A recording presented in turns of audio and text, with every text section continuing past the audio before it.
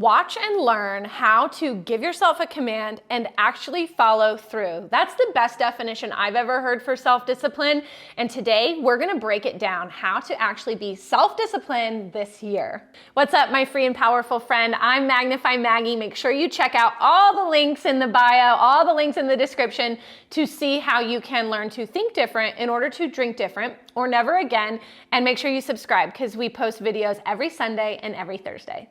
When we are first assessing discipline, self-discipline, I want you to kind of take an audit of all the times that you truly have said to yourself, I'm just undisciplined. I need somebody to yell at me. And you kind of see like the boot camp drill instructor just yelling at you to get out of bed and go to do your workout. External discipline is sometimes really helpful, but in order to achieve a life where you're not stressed out, you're not running around like a chicken with your head cut off because you're wondering if you're gonna have time to do anything, you have to really learn to instill that personal self-discipline. And I love the definition that Bob Proctor always states. It's learning to give yourself a command and actually follow through. Easier said than done, I know. But here's what I see as the common denominator amongst people that lack self-discipline is that they're telling themselves time and time again that they are undisciplined. If you've ever heard the statement, think and act like the person you want to become, somebody who's highly disciplined does not go around saying, I can't do anything without somebody yelling at me. So just shift that belief as soon as you can. Start to embrace this idea of, I am the type of person with great habits, and when I make a commitment, I actually follow through. Consider for a moment a friend that you've had in your life, or maybe even a family member, where unfortunately they gave you all of these promises, all of these things that they were gonna help you with or come through for you on, and every time they flaked out or they just never showed up. Would you or did you coddle that relationship? Did you try to work harder to spend time with them, or was it pretty easy to just kind of stop trusting them? You stopped trusting their word, and so eventually you just didn't really listen. I would bet that if you took a really introspective audit on your own behavior, you would find that this lack of self-trust has grown so much that every time you say, oh, I want to do something, it's more of like a wish. I wish I could do that. But you expect that you're not going to. You almost know in that moment that you're not going to. So we have to shift that belief. Why is it that you believe that you will not follow through? Most of the time, it's just because we're projecting past failures onto the future. And guess what? That is going to basically solidify all of the past results continuing to show up, meaning that your life is going to be the same year over year, never improving. One of the most important aspects about self-discipline is decision making. The most successful people in this world come to decisions hard and fast, and they very rarely change their minds. Whereas people who are classified as unsuccessful, even those people that suffer with mental disorders, they have extreme anxiety, maybe depression, they are known to come to decisions very, very infrequently, if ever.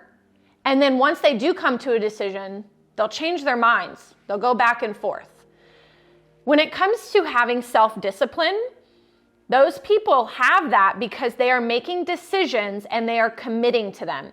You can hear this in their language. They will say, I will go to the gym tomorrow. I will meal prep versus I'm gonna try. I'm gonna try to meal prep. I'm gonna try to go to the gym. But when you really peel back the layers of the onion, what is it that's holding you back? Is it that the gym is literally 15 miles away and you have to trek through the snow? No, it's that you are thinking it's going to be so difficult to get out of bed and get to the gym. We're anchoring into the difficulty factor rather than the actual outcome being positive. So when you make a decision, make it fast, eliminate the try language, and just say, I am and I will. In the beginning, as you're building your self-discipline, because you've made the decision that you are self-disciplined, I want you to start small and even consider how you can do something called habit stacking. This is where we set a small goal that we know we can follow through with and maybe tack it on to a habit that we're already doing. So let's say every morning you have your water bottle right next to your toothbrush. You're going to brush your teeth, so this is going to help you be disciplined with your water intake. It's right there. It's almost child-proofing this habit. So then once you're done, you have this boost of confidence. Happy hormones are literally sent down your reward pathway, which cause you to be re-inspired to engage in the same activity tomorrow, thus habit building. You're going to feel like, wow, you know what? I can drink my water. What else can I do? So keep the habits pretty small and even minute so that you build up that winning feeling to take on more and more. This could even be applied to, say, the gym. Let's say your goal is to become self-disciplined at the gym. Start small. Maybe you just go and walk on the treadmill at first. Form that habit before you try to go in for a 45-minute, hour-long extreme regimen that's going to leave you super sore, where you're going to try again next time. You want to make sure that these habits are small enough that you actually know you're going to follow through on them, but large enough that they're going to create a feeling of accomplishment and that energy of a winner. All right, we talked about a few nitty-gritty details with self-discipline, so make sure that you subscribe because I'm always touching on mindset topics like this.